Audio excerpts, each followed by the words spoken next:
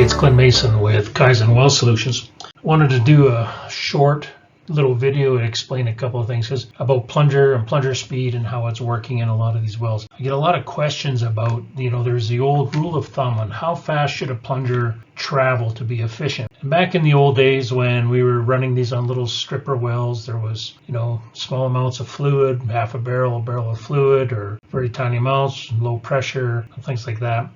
There was a rule of thumb where we would say, okay, we want that plunger to run somewhere around 700 feet per minute or 215 meters per minute. And if your average speed was around that, it should be running fairly efficient. Much slower than that, you might lose some efficiency, or you are losing efficiency. Much faster than that, and you're probably or could start to damage surface equipment. So as we go through this, I'm going to go through much of this, but really what this is all about is explaining why these big shale wells that where we're producing huge amounts of fluid and the plungers take so much longer to come to surface, because it causes a lot of confusion. Everybody's trying to get back to that 250 or 300 meters a minute, and the simple fact is it's not possible for most of these wells, and I'm going to explain why. So let's talk about plunger travel speed. So consider the wells we're working on today, a big horizontal well where we have a well that's producing 300 or 400 or 500 barrels a day with plungers, and there's a lot of them out there. And a lot of these wells might only have 100 or 150 psi, and some are even lower pressure at surface. So your gas velocity at surface, and you would think, okay, hey man, I've got all sorts of velocity moving. Why doesn't my plunger show up in 10 minutes? It should. It does in my other well that's flowing at same depth or same tubing depth at that pressure that has only a few barrels. But it really comes down to this, that you got to remember that underneath that plunger, or on top of that plunger, is a fluid load, and that fluid load is weight, pressure. So the gas that's around the plunger itself is at much higher pressure. So it's going to be surface pressure plus all the gas, the weight of the gas, and then all the weight of the fluid. So if we have about 100 meters of fluid, which is about 340 feet of fluid, has about a 10 kPa per meter. If it's water, it's about 10 kPa per meter in column height, weight pushing down.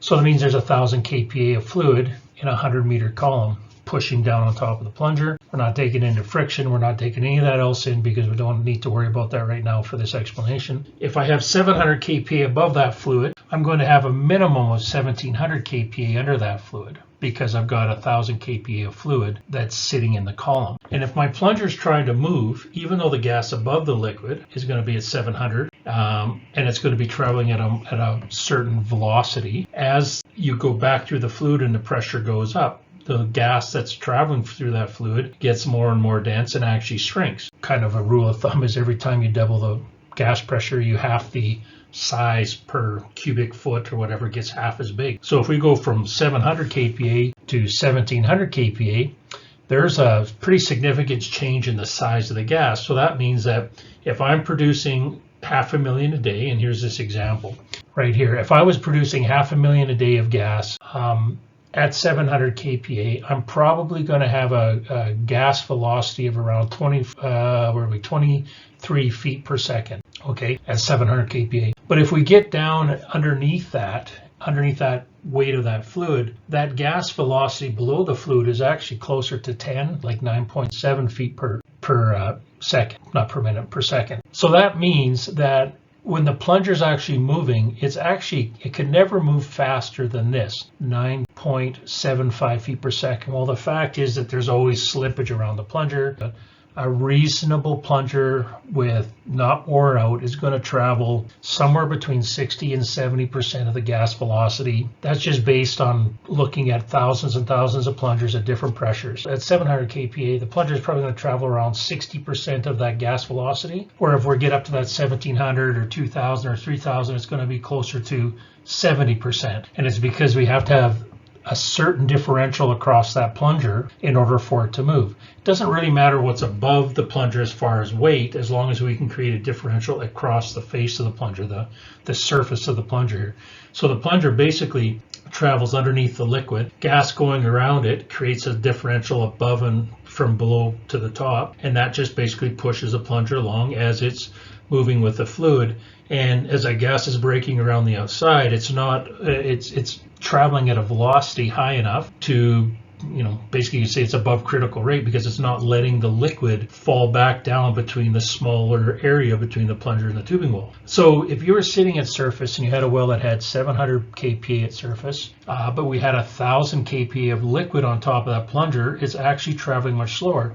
So if I was expecting that plunger to come to surface based on the 700 kPa surface, because my other little stripper well with 3 barrels in it does it, where it'll show up in 10,000 foot well, for example, will show up in about 12 minutes.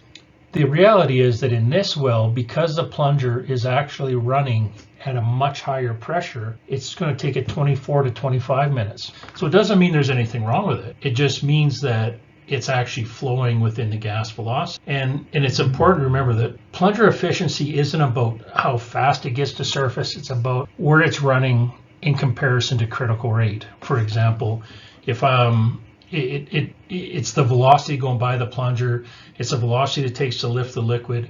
So as your pressures go up, your critical rate, the velocity of the gas at those higher pressures is lower, even though it's still above critical rate. I don't know if that makes sense, but hopefully it does. But in this diagram, you can see that above the plunger, it's above the liquid column and the plunger. Gas is traveling at that 22.96 feet per second. The gas velocity accelerates as the pressure drops across that 100 meters of fluid. And at the bottom, it's only moving at 9.7.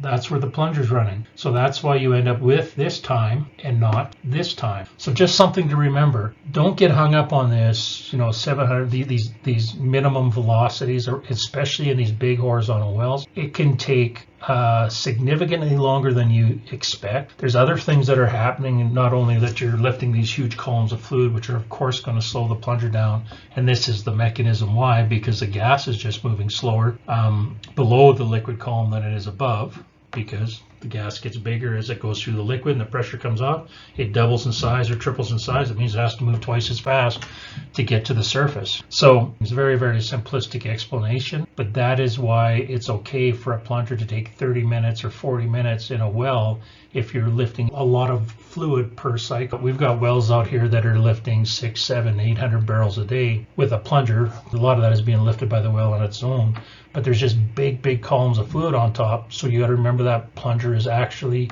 traveling at a much higher pressure than what you're seeing at surface.